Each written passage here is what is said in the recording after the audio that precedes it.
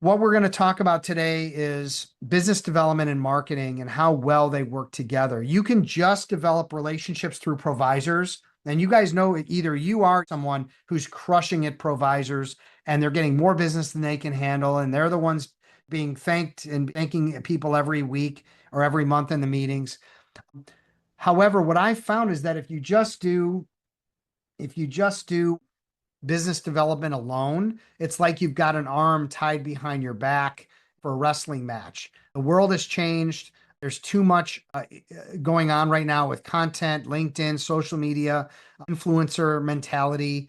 And so to throw the marketing into the mix, and the way that I demonstrate on this image is you're climbing the mountain, both sides of the mountain at one time. And if you can pull that off, what you're going to find is incremental growth as it relates to just doing the networking and trying to develop business that way. Meeting people and all the time and energy that exerts.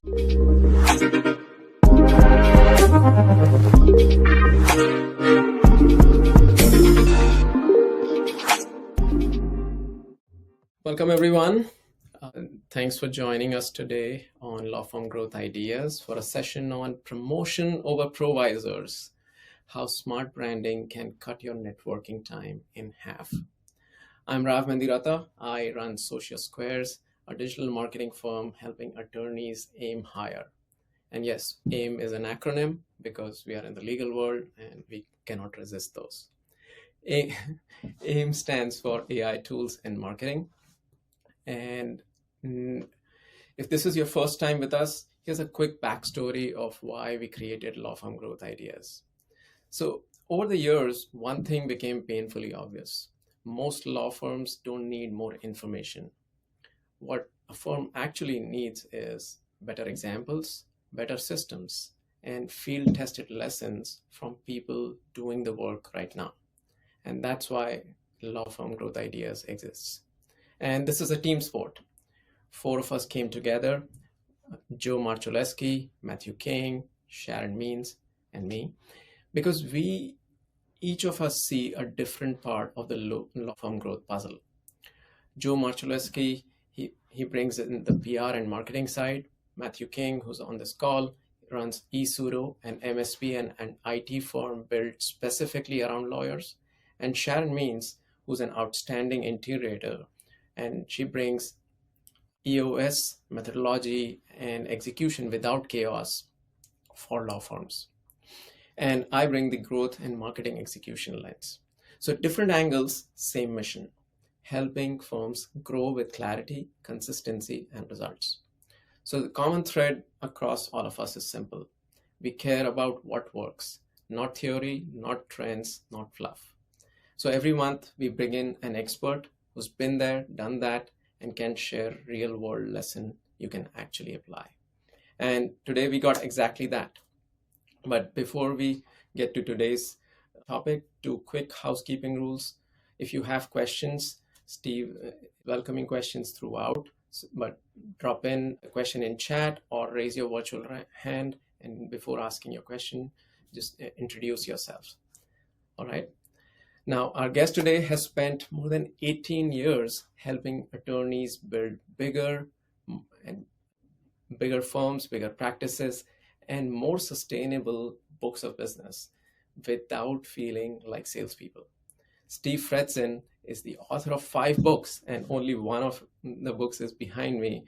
And I'm reading the book right now, and it's pretty awesome. I recommend it to every business owner, actually, not just attorneys, because what Steve has done amazingly well in this book is that his popular podcast, where he has interviewed 100 plus attorneys and other experts, other business owners working in the space, and he has brought together all those insights from all those years of running his podcast and these great speakers in this book. So I highly recommend the book. Check it out. Be that lawyer.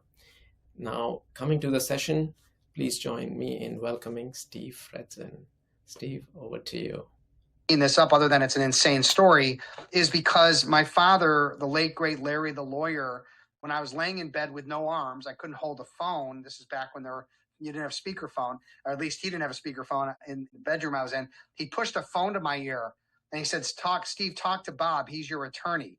Now, anyone in Chicago that's an attorney, when I say Bob, aviation crash, personal injury, would know immediately who that person I'm talking to is. And that's Bob Clifford.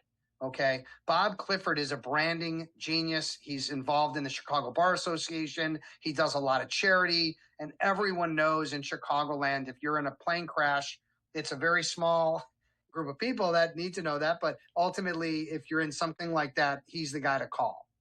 So what this is leading into is our topic today, which is all about the importance of. Okay. Sorry, that Oops. was a second. No, sorry There's a about dramatic pause too. All right. Let me know when you want me to keep going. it. You're good. Keep I'm going. good. Okay. Anyway, I'm going to start over again. I just lost my train of thought. No, I'm just kidding. What this leads to is that the importance of being known as that guy, in this case, that lawyer, is becoming more and more important. And it's something that I find it very difficult to ignore, and something I want to emphasize today and show you a path through to start building your brand as a way of building your business. And what you'll find is that it really makes a huge difference in amount of business that you're going to be able to develop and how much easier it can be to develop business. So what we're going to talk about is how you are the brand. I don't care if you're at a firm or a company or anything.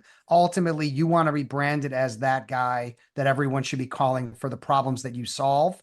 We want to look at what your buyer persona is, who are the targets you should be marketing to, developing a content strategy that works, and repurposing that content. It's not like you create content, and Rob is the perfect example. So we're recording this, and then he's going to repurpose it. He's going to make video clips. He's going to do social media posts. He's not just letting it die on a vine. Okay. So we're going to talk about repurposing. A little bit about my background. As Rob mentioned, I'm a 5-time best-selling author.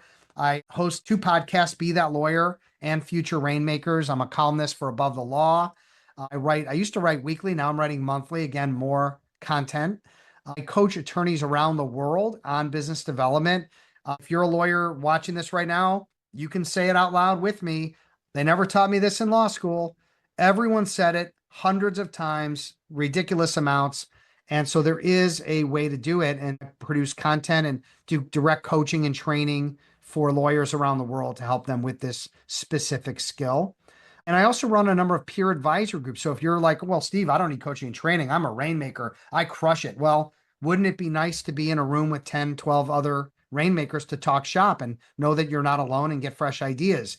I actually ran one of those today and had an amazing top level guest speaker talk about so the psychology of care for yourself and leadership and dealing with different generations, really powerful.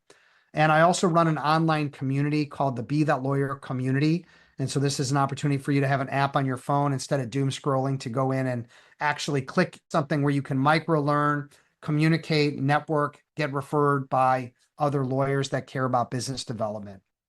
So what we're going to talk about today is business development and marketing and how well they work together. You can just develop relationships through ProVisors. And you guys know, either you are someone who's crushing at ProVisors and they're getting more business than they can handle, and they're the ones being thanked and thanking people every week or every month in the meetings. However, what I found is that if you just do business development alone, it's like you've got an arm tied behind your back for a wrestling match. The world has changed. There's too much going on right now with content, LinkedIn, social media, influencer mentality. And so to throw the marketing into the mix, and the way that I demonstrate on this image is you're climbing the mountain, both sides of the mountain at one time. And if you can pull that off, what you're going to find is incremental growth as it relates to just doing the networking and trying to develop business that way, meeting people and all the time and energy that exerts. So the toughest decision that you need to make in listening to this presentation and taking in what I'm about to share with you is, are you in or are you out? If you say, I'm never going to do a podcast, I'm never going to write an article, I'm never going to post on social media, I'm never going to do anything like that, you're out. And that's the choice you make. And if you do that, you're going to be networking aggressively and for a long time. And till you're old and gray, maybe not. Some people build such an incredible stable of relationships and clients that they never have to worry about it again. But what's changing is the algorithm on the internet with AI. What's changing is the amount of validation and social proof that we need to know that you are that guy or that gal or that person. And so, whether you do a little bit of it or a lot of it, I'm encouraging you to consider what I'm going to share with you today to say, what I'm really not doing very much. I'm not being competitive with the other people in my industry. And maybe, just maybe, I'm going to step up my game a little bit. And I'm interested in learning how to do that. Okay. So, a couple things that you want to figure out right from the get go. Number one, who are your people? I am a business development coach for ambitious lawyers. So when I produce podcasts, articles, social media posts, video, anything that I produce, I have one target in mind, maybe two. My main target is ambitious attorneys. So if 90% of the attorneys are not ambitious, 90% of the attorneys are just billing hours, service partners, in-house attorneys, they are not who I'm looking for. They're not who I'm talking to. They're not who I'm focusing any energy on. Okay. My business isn't called Be That Person, it's Be That Lawyer, right? So we really want to think about, if you're in insurance, what's the size, scope, location, geography, mindset of the decision makers that you work with every day? And your content should be directed right at them. When I talk about lawyers saying they never taught me this in law school, I didn't come up with that out of thin air. I've heard that maybe hundreds of thousands of times at this point. So when I talk to people and engage them in a ProVisors meeting, online, on my profile on LinkedIn, on my bio, on my website, everything is about that point, that they didn't learn this. They felt like they were tricked, like they became a lawyer to practice the law. And now they're being told, hey, by the way, you also have to do this thing that you never signed up for. Too bad. It is what it is. Okay. If you want to control your future, you have to have your own clients. And to get your own clients, you need to become better at business development, marketing, networking, branding. Okay. So if you're going to do it, make sure that you're very highly targeted in who you're actually looking to get your messaging out to, and stick with that. Number two, and this is hard to do for some people, but think about what makes you different. Is it specialization? So JC's on this call and he's saying, I focus, and Matthew, like, I focus on working with law firms. I do IT for law firms. Okay. So you've decided that you're going to specialize and you're going to just focus on that. Maybe you're ignoring a bunch of other industries, but okay, but at least you'll be known for something versus known for nothing. Okay. And so, like, if you work really well with tech companies, right? You can specialize in an area, you could specialize in industry, you could be different and seen because you have a unique angle on your profession. Maybe you're the most responsive out of anybody. There's a law firm in Chicago, just to bring up an example, Lehner Muchin, they do employment law. And years ago, they figured out through doing surveys that their clients care about responsiveness more than anything else, more than rates, more than quality, more than anything. They care about responsiveness because, look, when you have an HR issue, a sexual harassment claim, like, you don't want to talk to a lawyer in 2 days. You want to talk to them in an hour or two. So they came out with a 2-hour guarantee, return call guarantee. They were doing it anyway. Okay. But the fact is that no one else was saying it. So, quick little litmus test. If you want to come up with a differentiator, here's 2 ideas of how to create something that ensures it's different. Okay. Number one, is what you're saying something no one else is saying? So when I first started working with lawyers and doing business development coaching and training, really there was no one else doing it, in particular in Chicago. Not maybe there's a couple of us, but really nobody.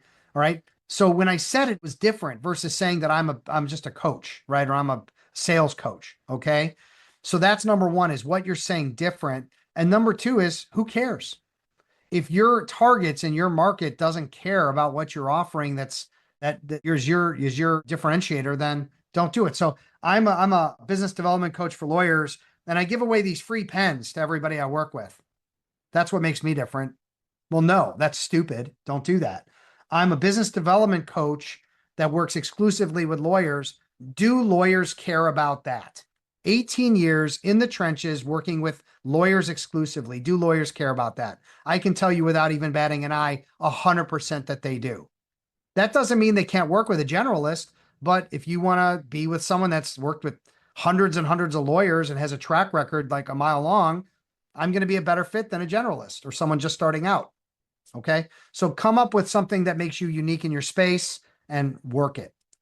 Number 3 is if you're going to create content, if you're going to do social media, whatever it is that you're going to do, you have to be consistent. If you're saying, well, no, I tried LinkedIn, I posted for a couple of weeks, it didn't do anything.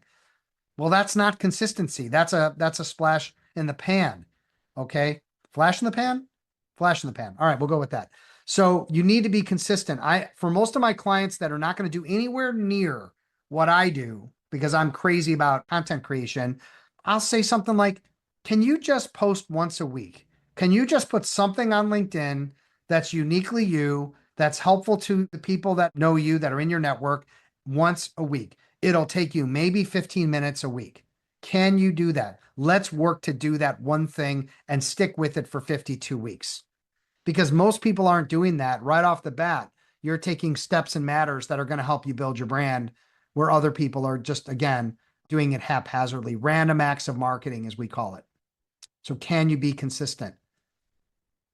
Best way to do that, by the way, just put it in your calendar. Schedule it 15 minutes, just like you work out or just like anything that's important to you. I brush my teeth every day. Why? It's a habit. Make 15 minutes on a Monday morning a habit and do it before the day gets away from you. It's not rocket science. And by the way, you don't want to do AI slop because you can get tagged for that now on LinkedIn. But that doesn't mean you can't talk into ChatGPT, tell it what are the top 10 insurance snafus or biggest insurance mistakes commercial insurance people make that they don't even realize they're not made, that's happening to them. And it says, number 1 is they never check their current policy to make sure that they're covered properly. So that's 1 out of 10. That's 10 posts for 10 weeks. You could do that whole thing in 15 minutes and be done for 10 weeks, maybe 30 minutes. Depends. Make sure it's in your voice and make sure you get rid of the end dashes. It's not AI slop if you don't allow it to look like it. Okay. And then, of course, be your authentic self. I think that's a huge part of how we brand ourselves. There are people that I know on this call that I love, that I adore, that I think are amazing, but we're not seeing your authentic self. We don't know who you are online. We don't see that on your website. We don't see that on your LinkedIn. We're not seeing you post. We're not watching you golf. We're not watching you fish. We're not seeing the things that relate to your business that are interesting. I've got a kitty cat named Ozzy, and he does this thing when I walk into the room where he flops up and shows his belly. And I took a picture of it today, not because I want you guys to see that I'm a professional cat photographer, although I could be. It's really because what he's expressing is his trust in me, his love for me, and ability to feel safe around me. And I said, what if I took that cute picture of my cat, which is, by the way, total clickbait for some people that like cats. For people that hate cats, no, not so much. But for people that love cats, this is the cutest picture you'll ever see of a cat's tummy. And I'm going to say something about like, this is Ozzy, this is his tummy, why is he doing this? And I'm saying I build a level of trust with my clients where they expose their belly to me. They tell me what's going on in their lives. They tell me what's going on in their world. I become a friend and a therapist and a mentor to my clients. That trust is earned, not expected. And there's a post on social media. I took a cute clickbait picture, but I flew it into something that will resonate with people that have great trust with their clients. Like Gary was telling me about this, helping out one of our other members in our group. And the trust that she has for him is without question, because the things that he's done for her that has proven their relationship to be strong, and also that he's an absolute expert in his space. Okay. So be your authentic self and have some fun with it. Don't be so stiff. Okay. You are the brand. All right. So we want to be known as the go-to authority in our space. I don't care if you're doing IT, insurance, lawyer, accountant, whatever you are, you want to be the go-to person. I hate that I'm telling you this. You all know it, but it's horrible. We are now a part of the attention economy, and everyone knows that, right? How does Facebook make money? Right? It's my attention. That's how they make money. LinkedIn, it's where does my attention go?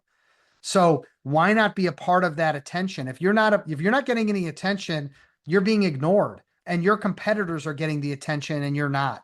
So let's say we don't like it, but we understand it, and maybe we need to lean into it a little bit. So what type of content do your prospective clients and referral partners pay attention to? Another quick story. I've got about 1 million of them. I put together a video-based training program for lawyers that was very affordable. It failed aggressively. So why did it fail aggressively? Well, I didn't know this at the time, but lawyers don't really want to sit and watch video. Some do, most don't. It takes time. Their attention's everywhere else. It's billable hours. I don't want to sit and watch a stupid video, Steve. Okay. So I I lost some time and effort and energy. I tried something and it failed. Here's what I didn't know. What lawyers love? Podcasts. Why do lawyers love podcasts? Maybe you love podcasts. I love podcasts. I've got 5 to 6 queued up that I listen to almost every day. Any chance I get, walking the dog, doing yard work, whatever it is I'm doing in my car, I am listening to podcasts. Okay. And maybe I'm even watching them on YouTube in clips. Okay.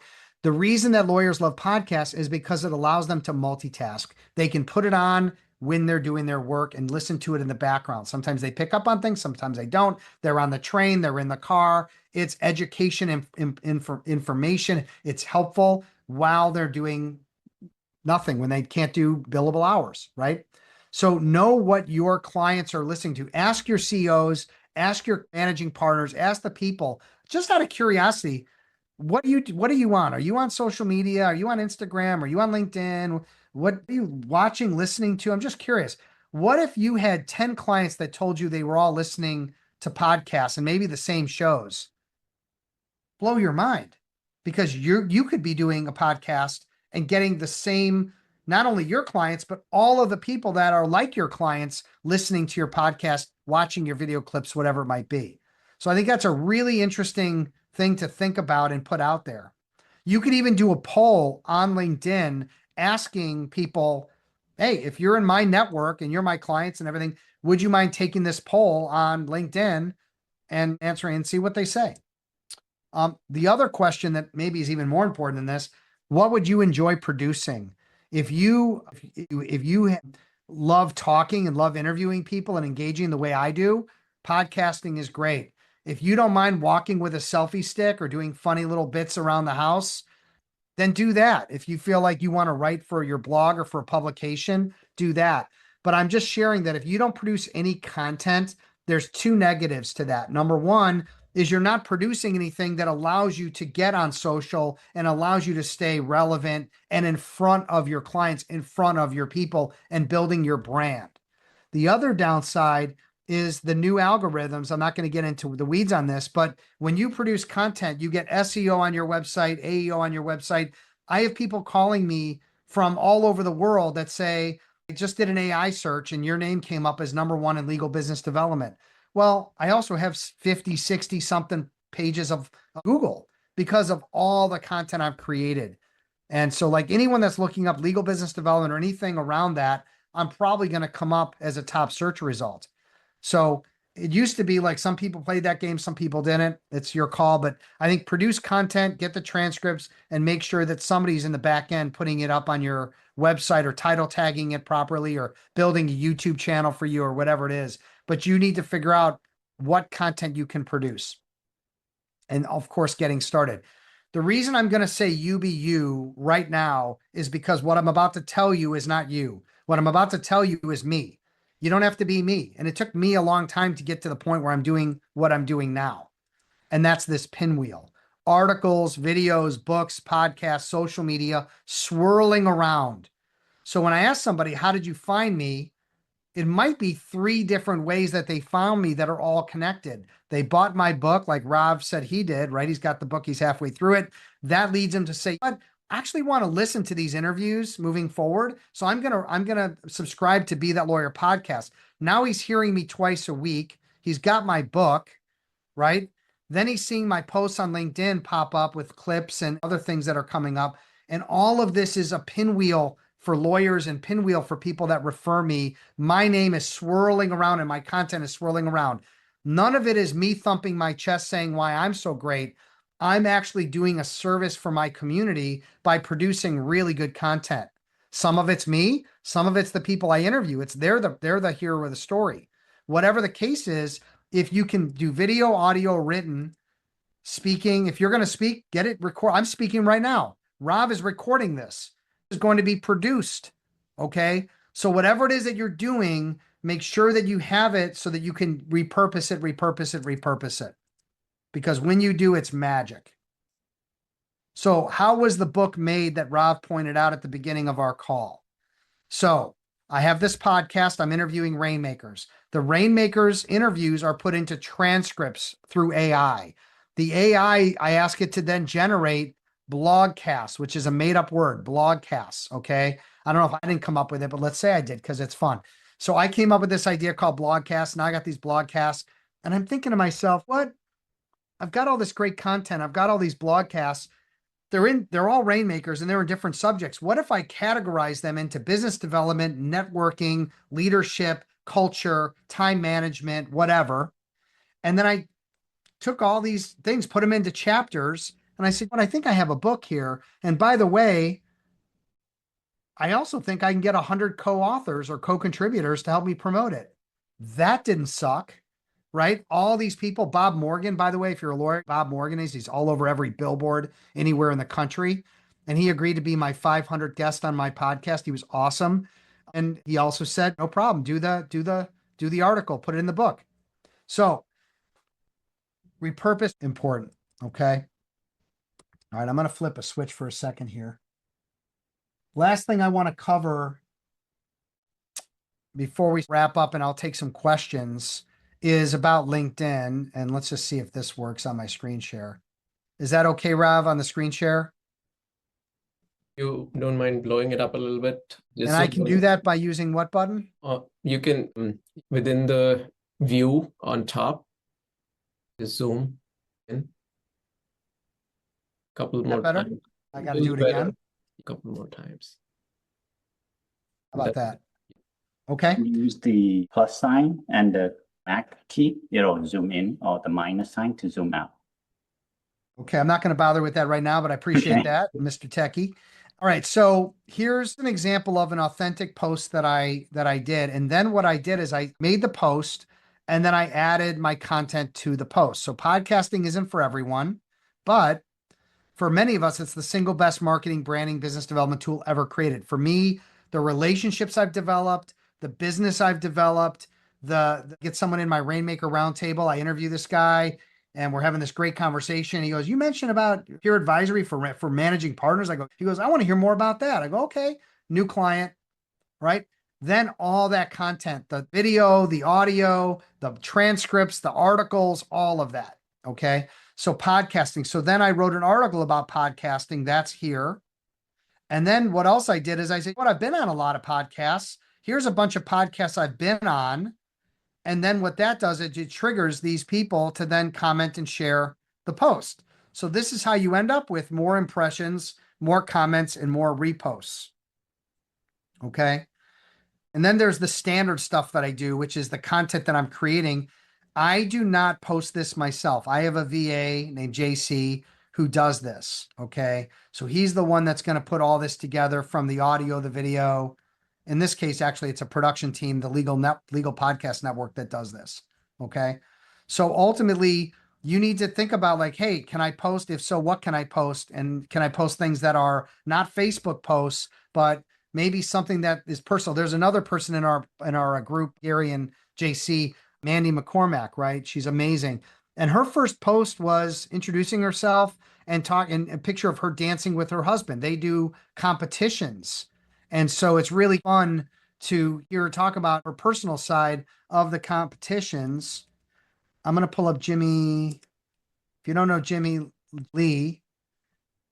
Lai just wrote this book, Quietly Influential. He sent me a copy. Guess what? He sent about 200 people copies. Why? So all of us could post a picture of us holding the book and talking about how great it is. And if you're an introvert and you're not on LinkedIn, this is the book for you. The point of me showing this is that if you're not ready for posting on LinkedIn as a way to start building your brand, the other option is to be a professional commenter. And I don't know where it is, but I know that there's one here it is, that I commented on. And this has gotten a lot of hits for him, but it's also gotten some good hits for me. I think, maybe not. Anyway, it's got 44 comments. I'm one of them.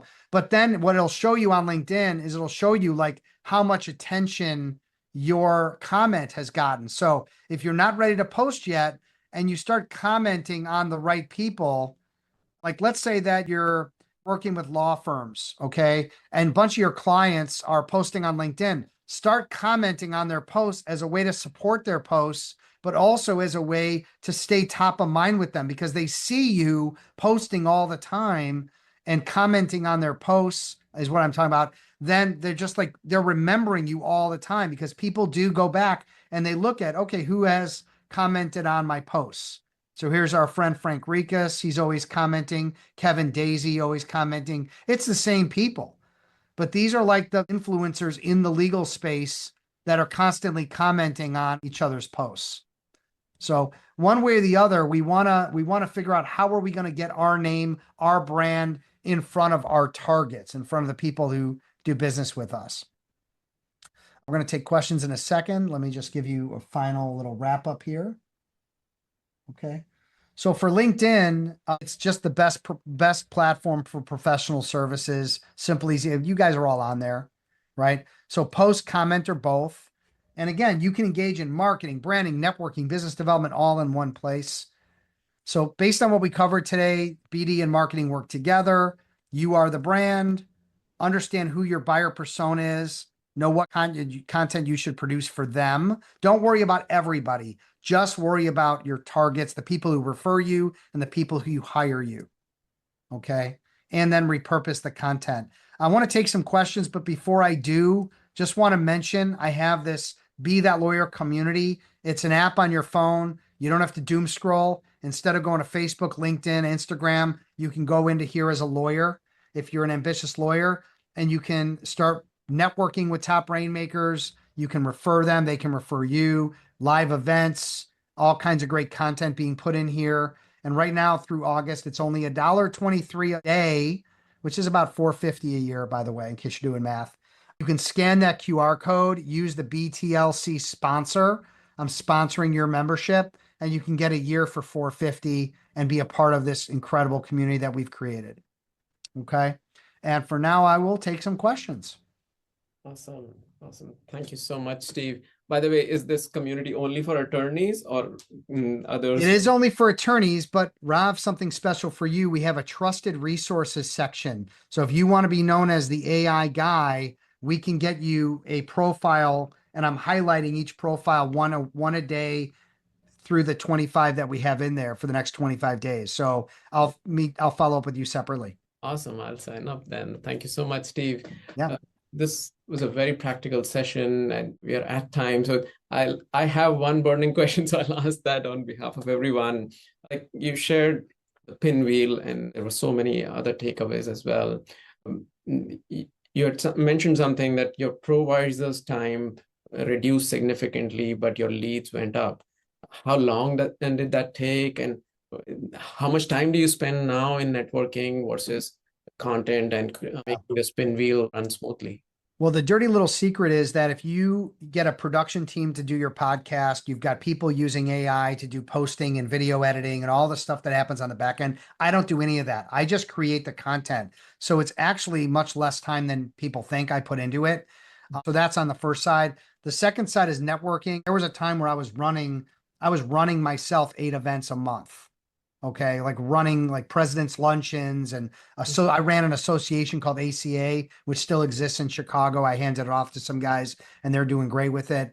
So I think just over time, as you start to see the balance shift, that you can actually network less when you start seeing leads rolling in. I think I've been doing content creation for 20 years, but I'm going to be honest that the podcast was the key. So the last 6 years, I would say last 4 years, things have shifted in a ridiculous way where I'm getting more leads in than I've ever had before. I hit my numbers every year and my networking is as low as it's ever been in my career. So I don't know. Everyone's going to be different depending on your industry and how you build it out. But I think, Rav, what you're doing with this group and with the content you're creating, this is right in line with what I'm talking about. Awesome. Awesome. Thank you so much, Steve. This was an awesome session. A lot of Thank you. takeaways, and we can implement so many right away. Thank you. Wonderful. Thank you, everyone, for attending. Our next session is actually on, again, growing law firms, but growing your teams.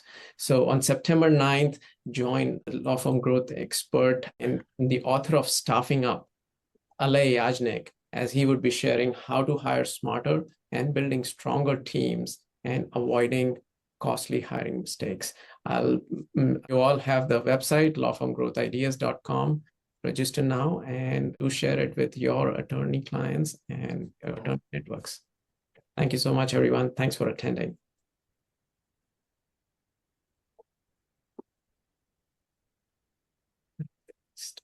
All right. Thank you, Rav. All right. Thank you, Steve. Appreciate